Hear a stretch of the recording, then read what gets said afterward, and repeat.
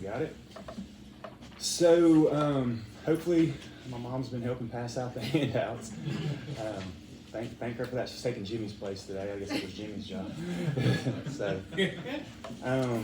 I still got the sites up here. We're still posting everything up there. So if you miss a week, I encourage you to go look, especially last week, because we're going to refer back to that constantly over the next 3 weeks.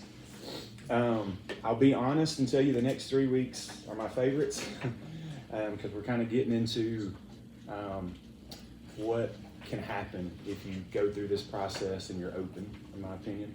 So I'm going to begin like I always do with the 2 disclaimers. We're talking about mental health, so this is an informational video and presentation only. Please seek professional immediate help for any life-threatening situations. And also be advised that this will be hopefully posted on YouTube, so be conscious of that as you're discussing anything out loud. So I'm going to first begin with, and I am gonna try to stick more to the PowerPoint here than I even typically do, because I just think that will help this week. But I'm liable to go off a little bit off script, but I'm gonna try to stick with it more than I have. So this is a warning. This lesson is going to challenge some of you. It certainly challenges me, and you may find some resistance with it. Just to be honest, that's totally fine. Step back and observe. Is that resistance real, or is it just that old conditioned voice in your head? You got to decide which one it is, and step back and look at it. So my first question to you is, have you ever looked around and watched what we all do to ourselves and thought, we're all insane? Most of us. The reason I asked that question is somewhere along the line, we decided a successful day was how many things we can get done in that day. And then we took it a step further and we decided a successful life is how many things we got done in that life. Why did we do that? My first question would be, well, would people on their deathbed say the same thing? Has there ever been anybody on their deathbed that said, man, you know, I wish I would have worked more. I wish I would have moved up that career ladder more. Man, I wish I'd have got more done around the house. Man, I wish I'd have made more money. None of those things matter, and they never did. People on their deathbed only say, I wish I would have stopped and smelled the roses more. I wish I'd have been present with people more. I wish I would have loved people more. So nothing else really matters in the end, and we all know this down deep, don't we? It's a common sense, deep truth that we all know. So why not live this way while we have the chance? So how do we do that? First question is, how did we end up with this insane definition of a successful life of just doing? Where did it come from? Well, it all comes down to worthiness. We learned from others that conditioning that I keep talking about. We learned from others that doing is what makes you worthy. While of course there's some things in this life that have to be done, do they determine whether you're worthy or unworthy? What does the Bible tell us? Ephesians 2:8 says, God has set you as worthy and nothing you can do can earn that. And common sense tells us, of course they can't make us worthy. We know that. So what is telling you that all you're doing determines your worthiness? Where is it happening? All up here. Your thoughts are telling you that, and you've been conditioned to believe them. So these conditioned thoughts, and they're usually unconscious, we're not even aware of them. They tell us all day, every day, that we have to do more and more, and you got to do all those things perfect, by the way. Good-meaning parents, teachers, grandparents, mentors, older siblings, whoever, all told us we need to earn this and earn that. We then decided that is what matters, trying to please them, and those thoughts became our own voice in our own head. Again, while things have to be done, why do we have to base our worthiness on it and therefore cause it to be so stressful? Anytime you are anxious or angry, your worthiness is at question. And you're going, I don't agree with that probably. Let's keep going with that. Something is making you not feel not good enough. You may have to trace it back 15 thoughts to the source, but you will find that's true. Otherwise, you wouldn't have had the emotion. It could be something very innocent or not important, but you get upset about it.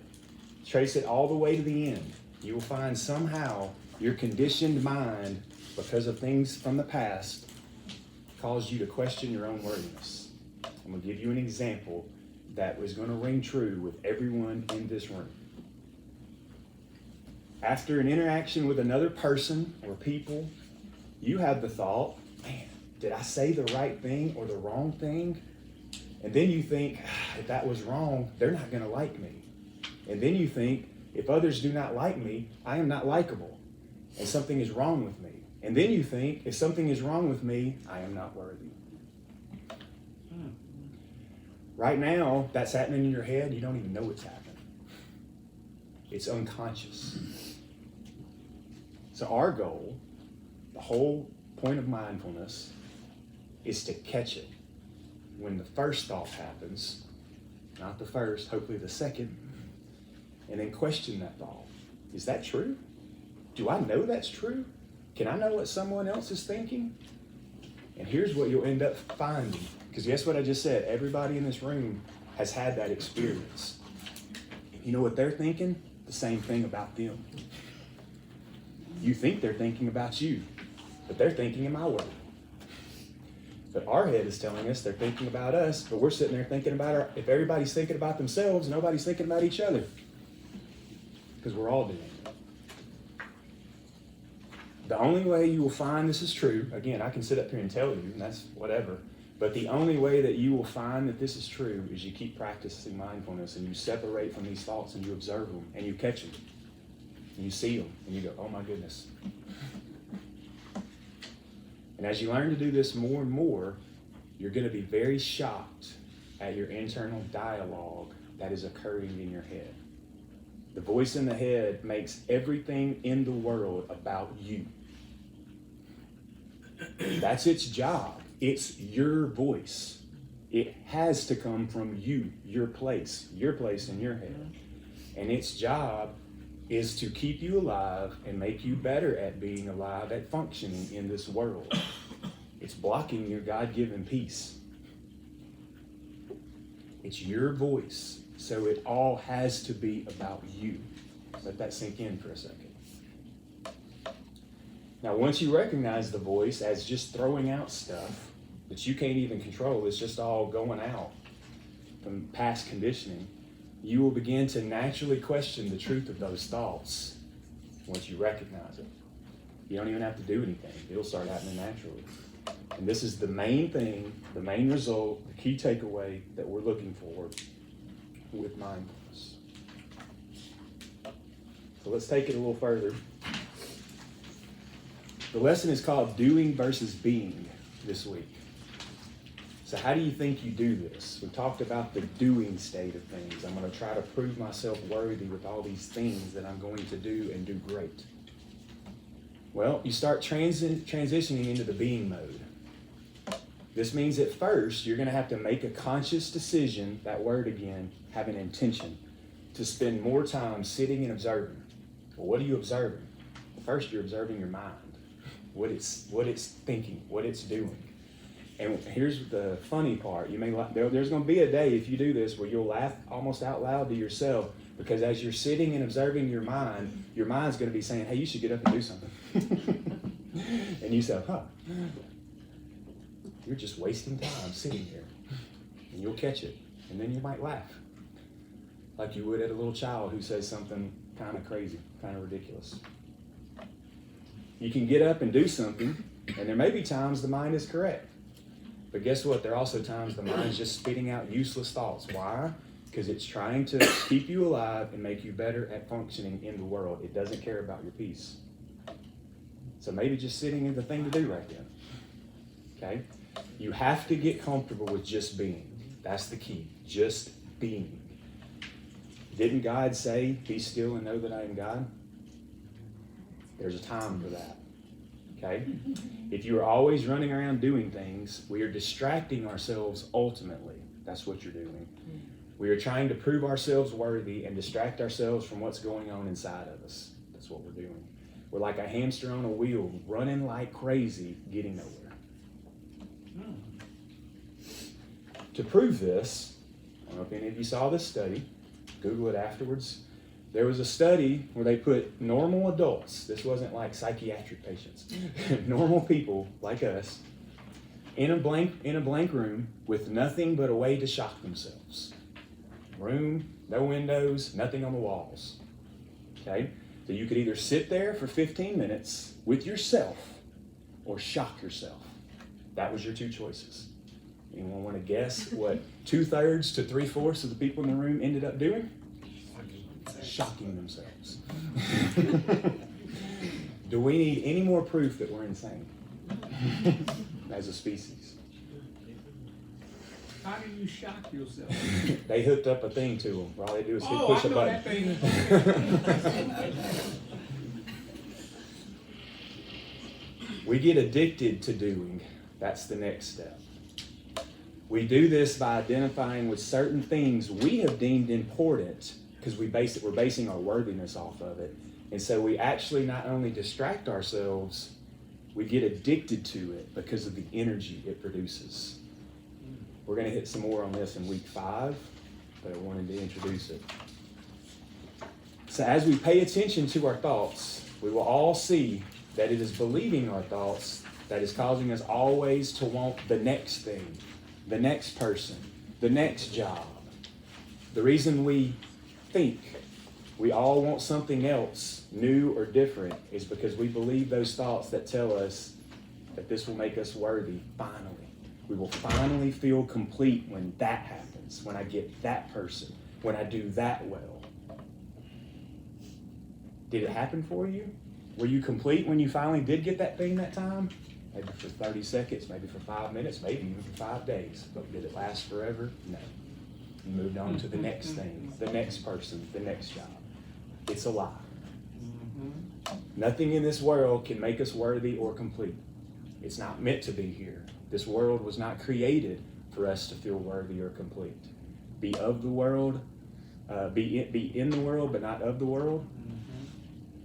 So why do we do this? Again, it is conditioning. We have learned that this will fill the hole inside of us and make us have that peace that we long for.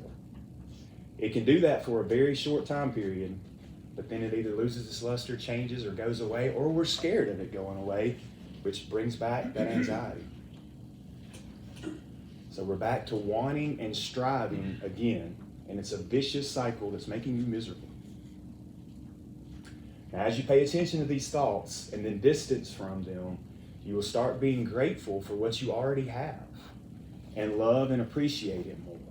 Then, if you want to do something to change something about your life, it comes from a deeper place of acceptance. And that's what next week will be about. So to be at peace, you must be willing to dive into yourself. You must find out what thoughts are producing the anxiety and the anger. What are your triggers? Most people, one of their triggers, it ends up having to do with other people, interactions with other people, if they trace it all the way back. Why? Because you're questioning your worthiness. And we base our worthiness on other people if we're honest with ourselves in our head. So pay attention to your thoughts and you will see this is true. Now, so what's the way to sanity? Because I think we all kind of realize we're all kind of insane. So what's the way to sanity? Well, some people go to talk therapy counseling, and I think there is a great place for that. Some people journal. You've heard me mention that already. These are very research-based ways, and I approve of them completely. Another way is mindfulness. If you truly learn to observe and question your thoughts, what are you really doing? You're conducting self-therapy. And you can do it all day long, every day. And then you will experience realizations from your own observations, which are really powerful. People call them aha moments. I actually have something in my phone. It's a note that I call self-truths, realizations, that after 10 to 12 years of diving into myself, that I have learned are true. This is not affirmations. I don't believe in affirmations, because affirmations are about some future goal. That's not what I'm after. These are realizations that I'm like, wow, I just know that. That is a truth. That is a fundamental truth. And a lot of times it's tied to something Jesus said. And I'm like, wow. And I see it in a totally different way. And I just have these notes in my phone. And to be honest with you, I read them every morning. When you recognize the insane, which is simply your normal mind doing what it does, then you automatically become sane. Because no one is consciously insane. You can only be insane when your mind is running your life and you don't know it. Mindfulness is the way to see this occurring. Have you ever wondered why we are called human beings and not human doings? Being is primary. Okay, we were made to be with God. Doing is secondary. You will never have peace if the order is reversed. Never. So I'm going to give you another example. All you morning coffee drinkers. Okay. What is it about that experience that you like? Tell me. When you have that morning coffee before other people are up, that kind of thing, what is it about that experience that you like? I know there's ladies in the room that do this before the kids get up. What's the answer? What is it that you like about that experience? What? Peace. Peace. Okay. Why do we have peace when we do that? Dig deeper. It's comforting routine. Comforting just what? The routine. The routine. It's comforting the routine. Okay. What It's else? just that quietness where no one's around, nothing's going on. Silence. Okay. What I else? think it's probably sort of like how Audra brought up a while back. It's like sensory. It's like the taste, the smell. Okay. You're being present. Okay. Okay. Yep. He's using your senses, as we talked about. Jolt of caffeine doesn't hurt. Let's be honest. I always heard growing up it's the best part of waking up. That's part of it. Hold yours in your cup. I don't feel like I have obligations to complete yet. That's a carved out time. Awesome. So I don't feel guilty Yep. for sitting. You're just being. Mark just likes that Lois is still asleep. It is true.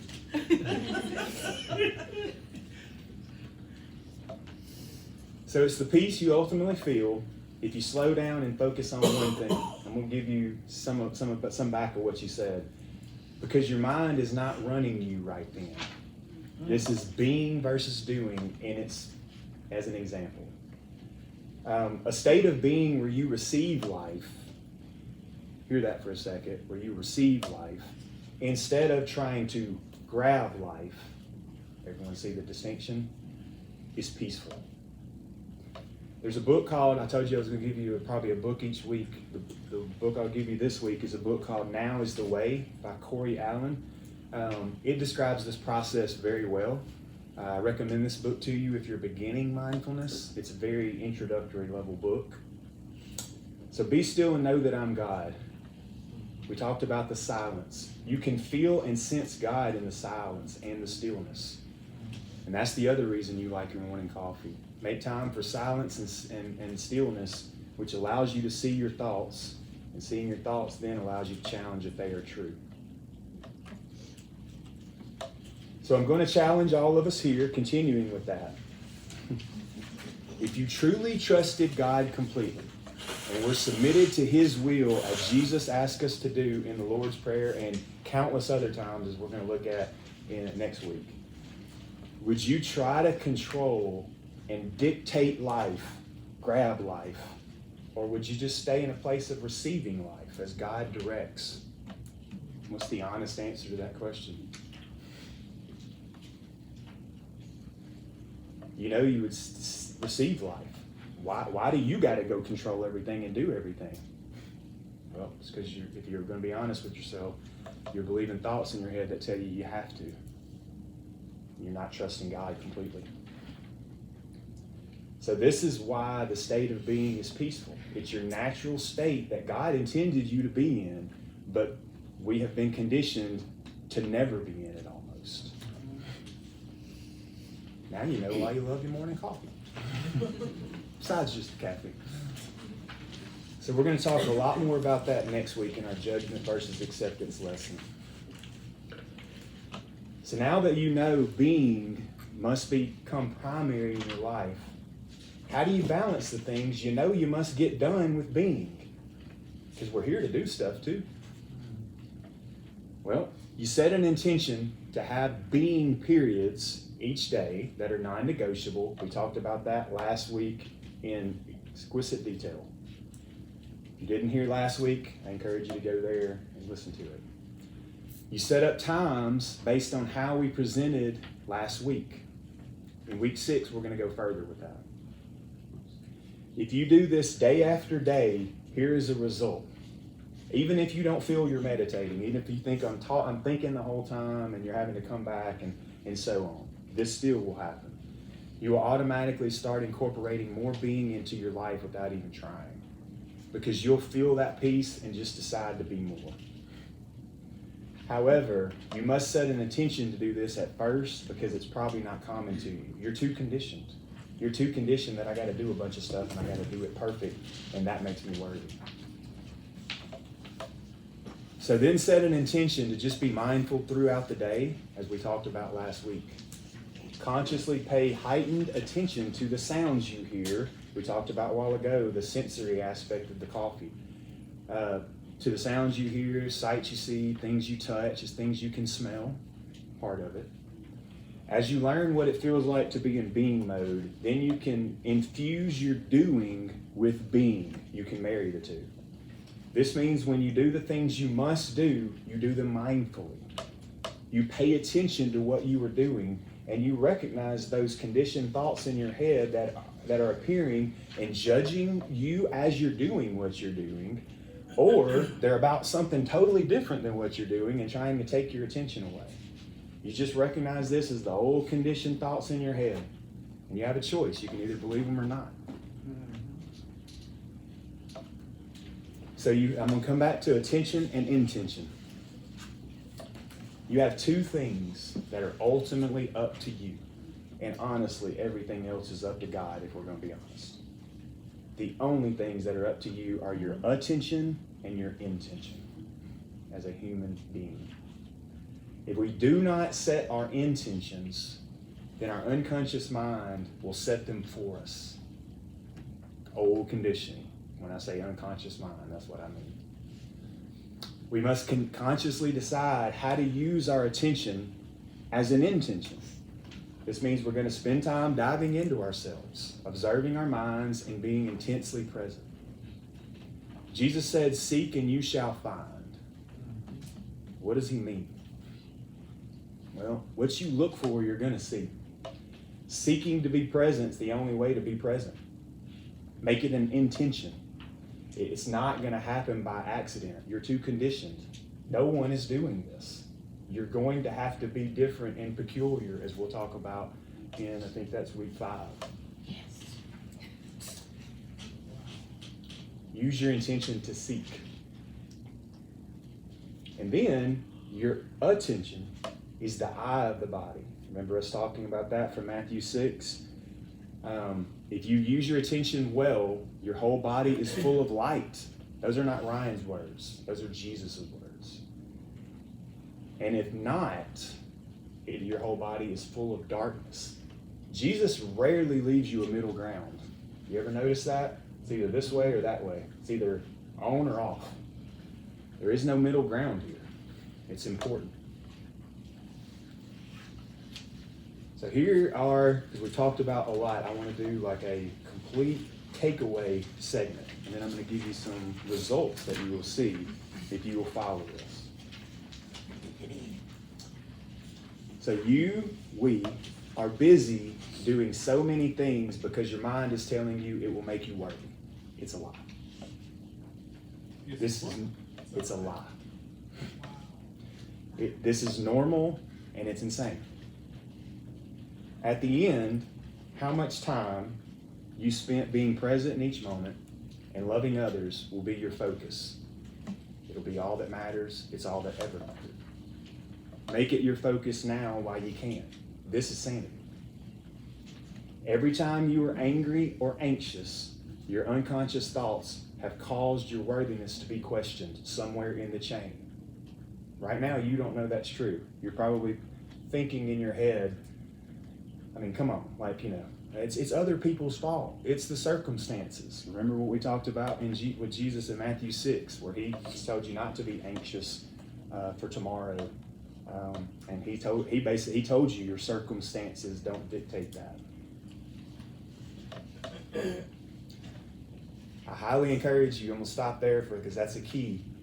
As you separate and challenge those thoughts, take it all the way back to the first thought, and you're going to find your worthiness was questioned. I don't care. It could be someone didn't like the food you cooked that day. It could be something so unimportant. But if you keep questioning that thought chain back to the source, it's going to be you question your worthiness. We all have been conditioned by the world to this, and it will never change unless we unlearn it. This is not a learning, it's an unlearning. Because you're conditioned. You got to decondition. So how do we do that? Well, you got to dive into yourselves. We only unlearn it by observing our minds while it's saying it to us. Counseling, journaling, mindfulness meditation are how we do this. Audra and I had a conversation last week, and she said something about, this is a discipline. And I don't guess I can say it's not a discipline, but if you think of it as a discipline, you might think of it as something else to do on my list. And if you do that, well, you may at first add stress to your life, if that makes sense to you, if you're going to be honest. I challenge you to see it as, that's why I keep going back to, this is your natural state. This is how you were born. You were conditioned this other way. We all were conditioned this other way. If we see it as our natural state, and we see it as we're going to use our attention and our intention, then maybe we don't see it as something else to do. Does that make sense to you? I think that, but I'm going to be honest, at the beginning of this process, you probably are going to see it as something else on the list, because that's how your mind works right now. And guess what? That's okay. Just add it to the list, if that's how you need to see it at the beginning. But there will come a day where you're like, oh, this is part of who I am. This is not something extra. This is the base. But that takes some practice, and that takes some time, and some of that separation has to happen that we talked about last week. Continuing with our takeaways, you must be still and know that He is God. You must set an intention to do this every day. Reading the Bible and praying are ways to do that. I could have gave that example instead of the morning coffee for the people who do that first thing in the morning.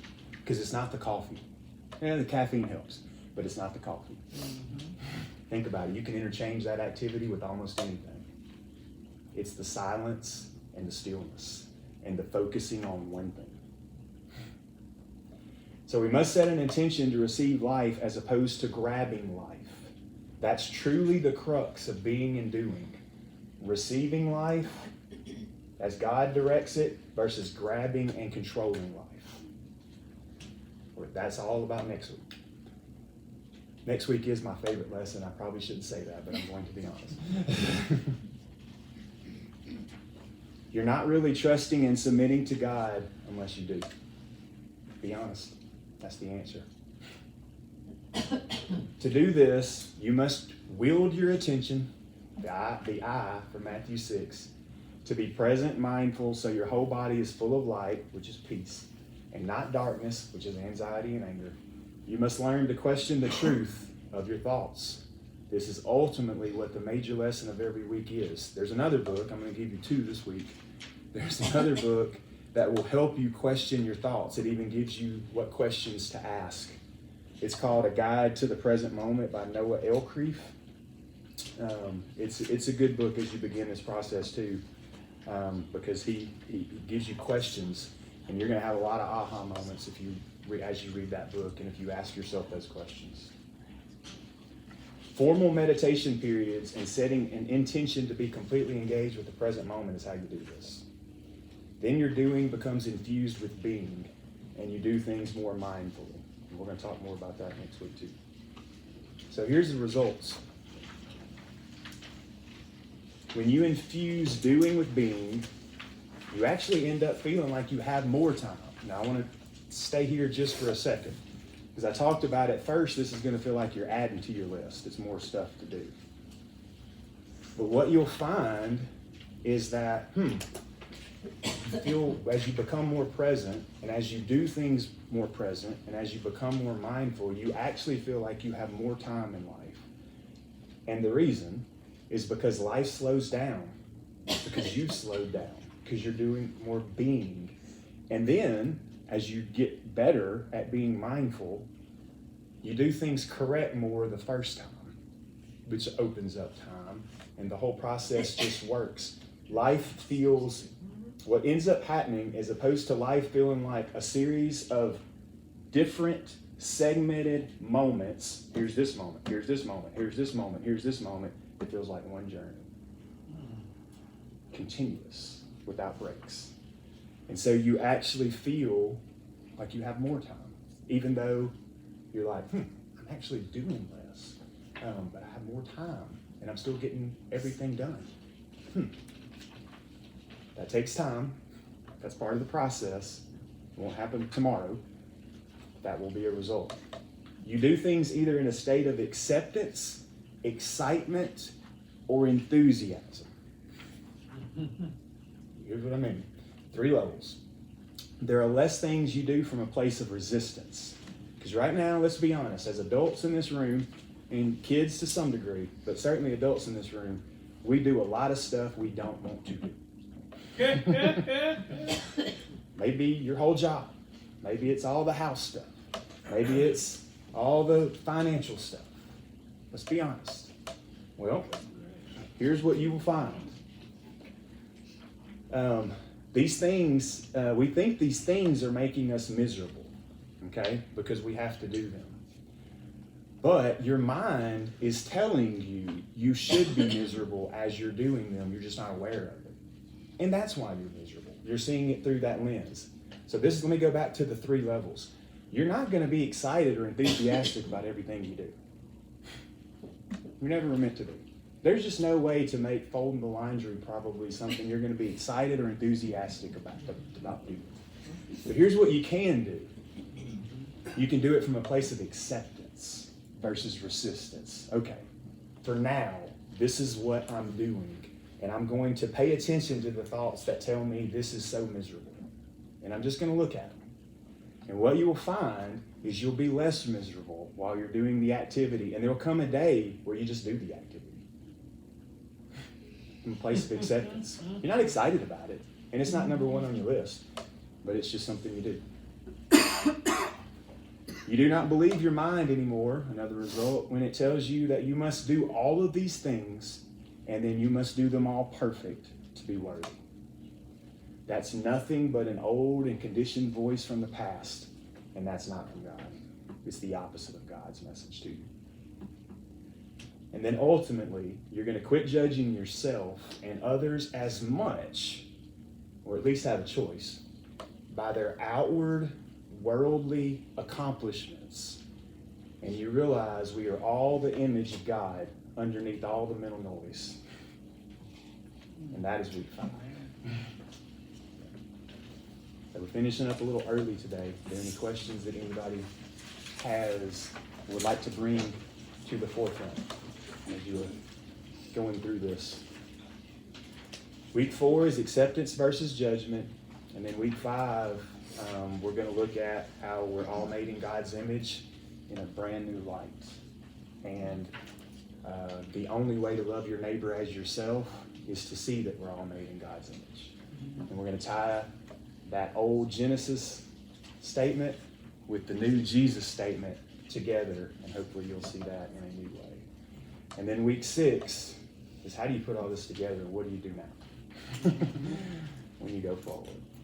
The only thing I'm going to leave you with is, again, it's great if all this is opening your mind to new ideas. Great. but it's not gonna make a difference in your life. This is an experiential experience. If you are not going through the process and making time every week for this, every day for this, it's not gonna make much difference, if any difference, in your life. It's not. You're too conditioned. You've got to set time to do this. And at first, it is gonna feel like something you're adding. If that's how you feel like it, add it. And then let it become part of who you are. And then it's not adding. If that makes sense. All right, thank y'all. Ron, Be more what was the name of present. the- Y'all go home and sleep.